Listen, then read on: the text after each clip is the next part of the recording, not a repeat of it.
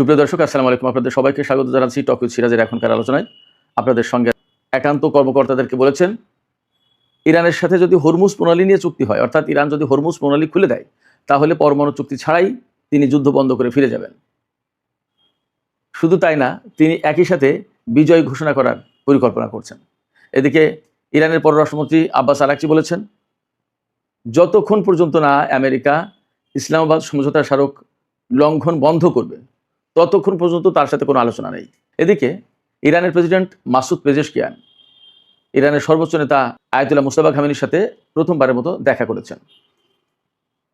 সুপ্রিয় দর্শক, এই বিষয়গুলো নিয়েই এখনকার আলোচনায় বিস্তারিত কথা বলবো। আশা করি আলোচনাটি ভালো লাগবে এবং আপনারা শেষ পর্যন্ত সঙ্গে থাকবেন। আলোচনাটা যদি ভালো লাগে তাহলে লাইক, কমেন্ট, শেয়ার করবেন এবং চ্যানেলটি সাবস্ক্রাইব করে প্লিজ সাথেই থাকবেন। দর্শক, চলুন বিস্তারিত আলোচনা করি। প্রথম যে বিষয়টি আমি উল্লেখ করেছিলাম সেটি যে যুদ্ধ করেছে আমেরিকা ইসরায়েল মিলে ইরানের বিরুদ্ধে, সেই সময় মধ্যপ্রাচ্যের বহু দেশে আমেরিকার ক্ষেপণাস্ত্র প্রতিরক্ষা ব্যবস্থা ছিল, অনেক দেশের ছিল। তারা এগুলোকে, ইরানের ক্ষেপণাস্ত্র, ড্রোন, এগুলোকে ধ্বংস করার চেষ্টা করেছে, ইন্টারসেপ্ট করার চেষ্টা করেছে। এখন কি ক্রাইসিস সেটা তো আমরা কম বেশি সবাই জানতেই পারছি। সেই জায়গায় নেতানিয়াহু যদি ইরানের সাথে যুদ্ধে জড়িয়ে পড়ে, তাহলে পরিণতি সম্ভবত অনেক বেশি ভয়াবহ হতে পারে। আমার কাছে মনে হয় যে ইরান সেটাকে সুযোগ হিসেবেও গ্রহণ করতে পারে। দেখা যাক কি হয়, আদৌ তারা এই ধরনের হামলায় জড়ায় কিনা। এদিকে ইরান বলেছে, ইরানের পররাষ্ট্রমন্ত্রী সাইদ আব্বাস আরাকচি, গতকালকে থেকে তো শুরু হয়েছে ইরানের পক্ষ থেকে বিভিন্ন রকমের শর্ত দেয়া। অনেকগুলো শর্ত আমেরিকাকে দেওয়া হয়েছে যে এই শর্তগুলো পূরণ না করা পর্যন্ত হরমুজ প্রণালী খোলা হবে না। আজকে ইরানের পররাষ্ট্রমন্ত্রী আব্বাস আরাকচি বলেছেন যে যতক্ষণ পর্যন্ত আমেরিকা ইসলামাবাদ সমঝোতা স্মারক মেনে না চলবে, অর্থাৎ ওইগুলো লঙ্ঘন বন্ধ না করবে, ততক্ষণ পর্যন্ত আমেরিকার সাথে কোনো আলোচনা নেই। তার মানে ইরান যে খুব অ্যাডামেন্ট এবং আমেরিকার সাথে আর কোঅর্ডিনেট করতে হবে, আরও কিছু বিষয় তো আছে। ফলে আব্বাস আরাকচি বেশ শক্ত জায়গায় অবস্থান নিয়েছে। আসলে তিনি তো তুখোড় পররাষ্ট্রমন্ত্রী হিসেবে ইতিমধ্যেই চিহ্নিত হয়েছেন। তিনি খুব ডিপ্লোম্যাটিক বড় রকমের একটা চাল দিয়ে দিয়েছে যে ইসলামাবাদ সমঝোতা স্মারকের মধ্যেই তো অনেক সমস্যার সমাধান আছে, ওই স্মারক পুনর্বহাল করো, সমাধান হয়ে যায়। কিন্তু এপাশে আমেরিকা বলছে ভিন্ন কথা। আমেরিকা কি বলছে সেই কথা আমি বলার আগে আমি ইরানের প্রেসিডেন্ট মাসুদ পেজেশকিয়ান এবং সর্বোচ্চ নেতার মধ্যে সাক্ষাতের যে ঘটনা ঘটেছে, এই বিষয়টা একটু ছোট্ট করে আলোচনা করি। আমরা সবাই জানি যে 40 দিনের যুদ্ধে ইরান এবং ইসরায়েলের হামলার একেবারে প্রথম দিনেই ইরানের সাবেক সর্বোচ্চ নেতা আয়াতুল্লাহ আলী খামেনি তিনি শহীদ হন এবং তার কিছুদিন পরে ইরানের সর্বোচ্চ নেতা হিসেবে আয়াতুল্লাহ আলী খামেনির বড় ছেলে সৈয়দ মুস্তফা খামেনিকে নিয়োগ দেওয়া হয়েছে। নিয়োগ দেওয়ার পরে এই পর্যন্ত তিনি কখনোই জনসমক্ষে আসেননি এবং রাষ্ট্রীয় কোনো সভা সমাবেশ বা কোনো কিছুতে তিনি অংশগ্রহণ করেননি। আজকে প্রথমবারের মতো ইরানের প্রেসিডেন্ট ডক্টর মাসুদ পেজেশকিয়ানের সাথে সর্বোচ্চ নেতা সেগুলি হয়েছে। দেশের উন্নয়ন নিয়ে কথা বলেছেন, সংকট সমস্যা নিয়ে কথা বলেছেন, অর্থনৈতিক উন্নতি অগ্রগতি, বিভিন্ন পরিকল্পনা, এ সমস্ত নিয়ে কথা বলেছেন।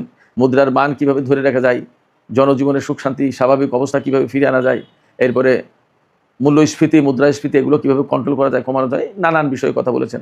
শুধু তাই নয়, বর্তমান যে যুদ্ধ পরিস্থিতি নিয়েও সর্বোচ্চ নেতা প্রেসিডেন্টের সাথে আলাপ করেছেন। অনেক ব্যাপারে কথা হয়েছে।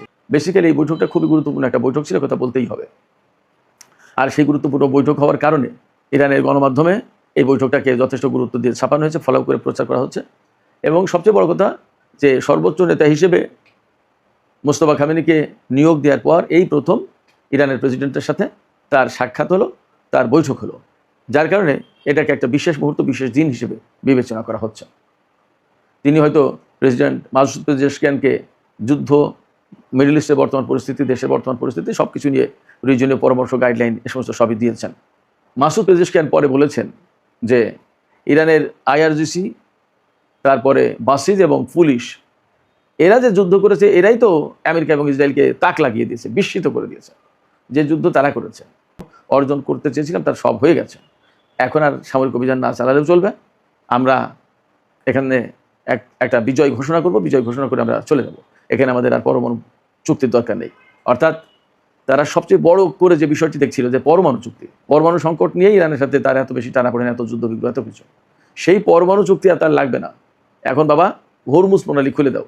অনেকটা পরিস্থিতি এইরকম যে ছেড়ে দেওয়া কেঁদে বাঁচি অবস্থা।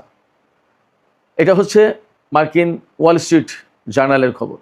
ডোনাল্ড ট্রাম্প একতরফা বিজয় ঘোষণা করবেন এবং পরমাণু চুক্তি ছাড়াই শুধু হরমুজ প্রণালী খুলে দিলেই তার আশা পূরণ হয়ে যায়, তিনি চলে যান আর এই যুদ্ধ করবেন, এরকম একটা ব্যাপার। সব কিছু মিলে দেখা যাচ্ছে যে আমেরিকা আসলে বেশ একটা ক্রিটিক্যাল টাইমের ভেতরে আছে এবং মনে হচ্ছে তারা খুব শিগগিরই যুদ্ধ শেষ করে দিতে পারেন।